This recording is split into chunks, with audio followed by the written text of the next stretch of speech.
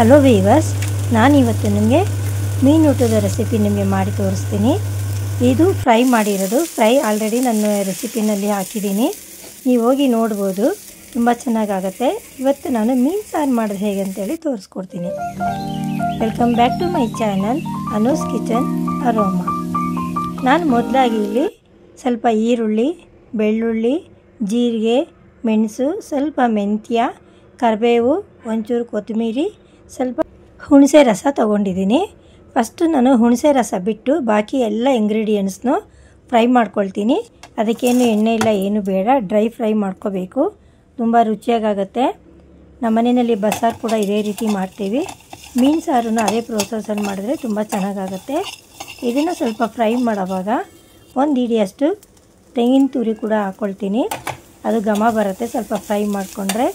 ಇದೆಲ್ಲನೂ ಆರಿದ ಮೇಲೆ ಮಿಕ್ಸಿನಲ್ಲಿ ನೈಸ್ ಪೇಸ್ಟ್ ಮಾಡ್ಕೋಬೇಕು. ಅದರೊಟ್ಟಿಗೆ ನಾನು ಹುಣಸೆ ಪೇಸ್ಟ್ ತೊಗೊಂಡಿದ್ದೀನಲ್ಲ, ಅದನ್ನು ಕೂಡ ಹಾಕ್ಕೊಂಡು ಇದ್ರ ಜೊತೆಯಲ್ಲಿ ಸ್ಮೂತ್ ಪೇಸ್ಟ್ ಮಾಡ್ಕೊಳ್ತೀನಿ. ಸ್ವಲ್ಪ ಅರಿಶಿನ ಪುಡಿ ಹಾಕ್ಕೋಬೇಕು.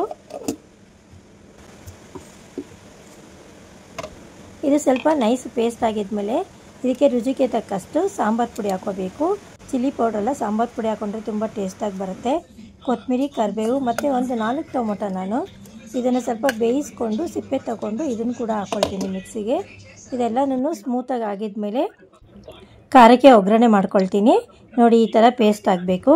ನಾನು ಖಾರಕ್ಕೆ ಒಗ್ಗರಣೆ ಮಾಡಬೇಕಾಗಿದ್ರೆ ಇದನ್ನು ನಾನು ಕೊಬ್ಬರಿ ಎಣ್ಣೆ ಯೂಸ್ ಮಾಡ್ತೀನಿ. ಮೀನು ಸಾರಿಗೆ ತುಂಬ ರುಚಿಯಾಗುತ್ತೆ. ಸಾಸಿವೆ, ಕರಿಬೇವು, ಸ್ವಲ್ಪ ಈರುಳ್ಳಿ ಹಾಕ್ಕೊಂಡು ಸ್ವಲ್ಪ ಕೆಂಪಗಾಗಿದ್ಮೇಲೆ ಖಾರ ಎತ್ತಾಕಬೇಕು. ಖಾರ ಚೆನ್ನಾಗಿ ಕುದಿಬೇಕು. ಚೆನ್ನಾಗಿ ಕಾರ್ಚೋದ್ರೆ ಮೀನು ಸಾರು ತುಂಬ ಚೆನ್ನಾಗಿ ಬರುತ್ತೆ.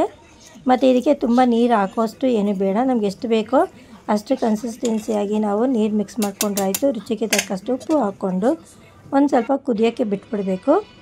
ಅದು ಕುದಿದಾಗ ಚೆನ್ನಾಗಿ ಸ್ವಲ್ಪ ನೀಟಾಗಿ ತೊಳೆದಿಟ್ಕೊಂಡಿರೋಂಥ ಮೀನನ್ನ ಹಾಕಬೇಕು. ಇದು ಮೀನನ್ನ ಹಾಕಿದ ಮೇಲೆ ತುಂಬ ಹೊತ್ತೇನು ಕುದಿಸೋದು ಬೇಡ, ಒಂದು 2 ಕುದಿದ್ರೆ ಸಾಕು. ಅದು ಚೆನ್ನಾಗಿ ಬೇಯುತ್ತೆ. ಈಗ ಮೀನು ಸಾರು ರೆಡಿಯಾಗಿದೆ. ಈ ರೆಸಿಪಿ ನಿಮಗೆ ಇಷ್ಟ ಆದಲ್ಲಿ ಶೇರ್ ಮಾಡಿ, ಕಮೆಂಟ್ ಮಾಡಿ, ಮತ್ತು ನಿಮ್ಮ ಸ್ನೇಹಿತರಿಗೂ ಕೂಡ ಸಬ್ಸ್ಕ್ರೈಬ್ ಮಾಡ್ಕೊಳ್ಳೋಕ್ಕೆ ಹೇಳಿ. ಈಗ ಮೀನು ಊಟ ರೆಡಿಯಾಗಿದೆ, ನಾವು ಊಟ ಮಾಡೋಣ. ಇಲ್ಲಿ ಫ್ರೈ ಮಾಡಿದ್ದೆ, ಇದನ್ನು ಕೂಡ ನೀವು ನನ್ನ ಹಳೆ ರೆಸಿಪಿನಲ್ಲಿ ನೋಡ್ಬೋದು ಹೇಗೆ ಫ್ರೈ ಮಾಡೋದಂತೇಳಿ.